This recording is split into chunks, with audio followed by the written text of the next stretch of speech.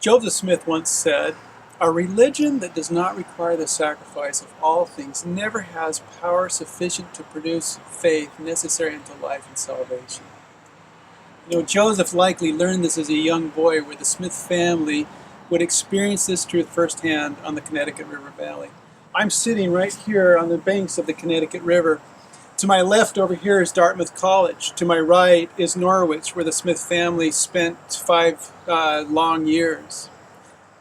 They came here in 1811, and they had all the world's goods they needed. By this time, they had a good home, they had a business, they had money, and within the next 5 years, they lost everything. But because of this trial, they gained a sure knowledge of God, that they were being led by Him. And this is their story. This is the story of the Connecticut Valley Covenant. And it actually happened 8 years ago. Lucy had contracted tuberculosis. This was down in Tunbridge.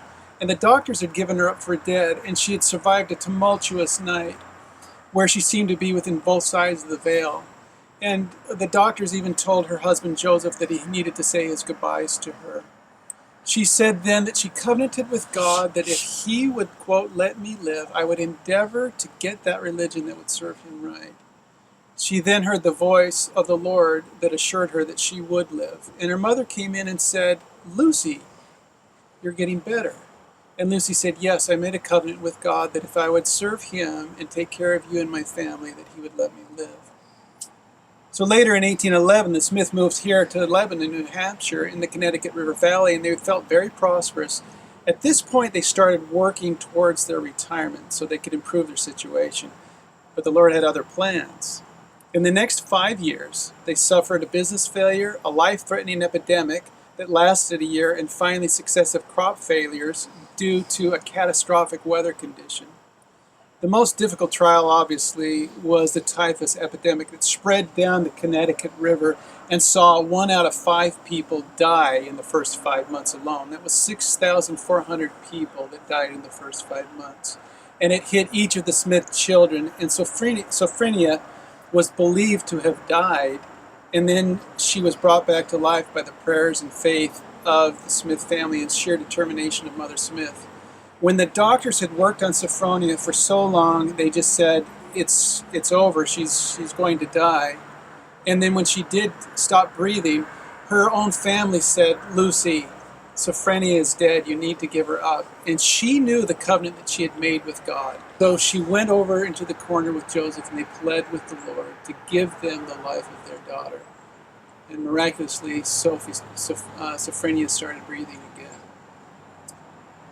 So she was really brought back to life by the prayers and faith of the family, but really it was the sheer determination of Mother Smith that saved the life of Sophie.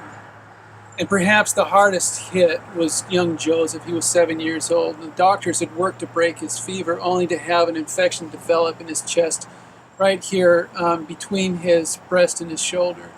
And when they lanced the wound, a full quart of lymph fluid and pus was discharged.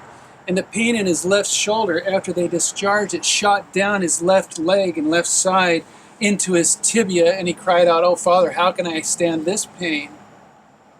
So apparently the infection had become septic in his blood, and it was life-threatening, and it now had settled down into the tibia of his lower leg. And twice surgeons cut large gashes from the knee to the ankle to drain the infection and to relieve the pressure. The first time it was 8 inches, the next time it was 11 inches. Each time the wound started to heal, it allowed the new bone that was growing over the dead and diseased bone, that new bone started to crush the older bone, and that was what the excruciating pain was. So this pain was intense, and in Joseph's emaciated state, his life literally hung in the balance. So a council of surgeons by this time from Dartmouth were called, and they all urged amputation, but Lucy pled with them to save Joseph's leg, and Joseph also said, "I won't have my leg amputated." Now, this could have never happened to save his leg had it not been for a series of remarkable or really even miraculous circumstances that converged to save Joseph's leg and most possibly his life. Among the physicians was a man named Dr. Nathan Smith. He was a renowned surgeon and founder of Dartmouth Medical School here. He was the only surgeon in the world who really had the knowledge and ability to perform this operation. It had not been performed anywhere else.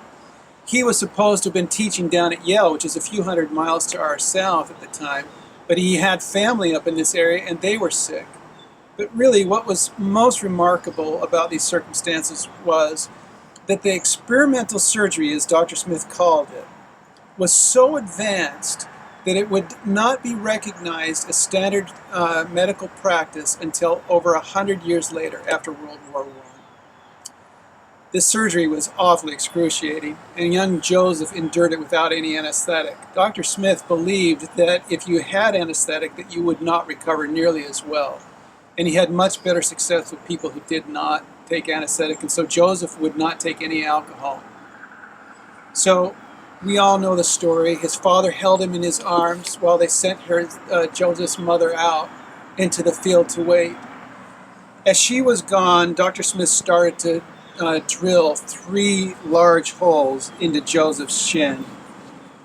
And after he drilled those holes, he chiseled 9 large pieces of bone out of Joseph's leg. Joseph screamed uncontrollably, and his mother came in twice and was sent back out. She records that the horror that she saw with blood on the bed and on the floor was too much for her to be able to handle. But Joseph was finally able to endure the operation. For 3 months, the doctor had told them they had to squeeze the muscle and the tissue area around that sore to work the blood in there and to help the wound heal. While that happened, another 14 sharp, bony pieces worked their way through the tissue and up to the surface of Joseph's leg, which also must have been excruciating. So, even though it took months for Joseph to heal, it really was through the prayers and faith of the Smith family that lives of both Joseph and Sophronia were saved. Mother Smith referred to this time as, quote, the year of affliction, disease, pain, and trouble. By now, their finances are depleted. They were forced to move the family again to Norwich, Vermont, where they rented a house and started farming. Once again, circumstances tried their faith. The most catastrophic natural disaster in history, Mount Tambora, which was 12,000 miles away in Indonesia, erupted, and it spewed 25 miles of sulfur gases and debris into the stratosphere. It ejected a land mass the size of 3 miles long by 1 mile wide and half a mile deep into outer space. This debris that was just ejected into the atmosphere completely blocked the sunlight in the northern hemisphere for nearly a full year, and it destroyed any hope of raising crops, not only in 1816, but in the following, or 1815, but 1816 as well. So finally, in 1816, after successive crop failures, the Smith family was forced again to move, this time to Palmyra, New York. And they had lost everything, all of their worldly goods. But what they gained in return was really priceless. Now they had the sure knowledge that God had heard their prayers and had delivered them. They had been purified in the fire of affliction, and they knew that wherever they would go, He would be leading them. And that's what a covenant really is. It is the price we pay to come to know our God. When we know with surety that He loves us, we are willing to do anything that He requires, because suddenly the cares of this world are swallowed up in the hope and knowledge of a better one with Him. And that's what the Smith family gained in the Connecticut River Valley.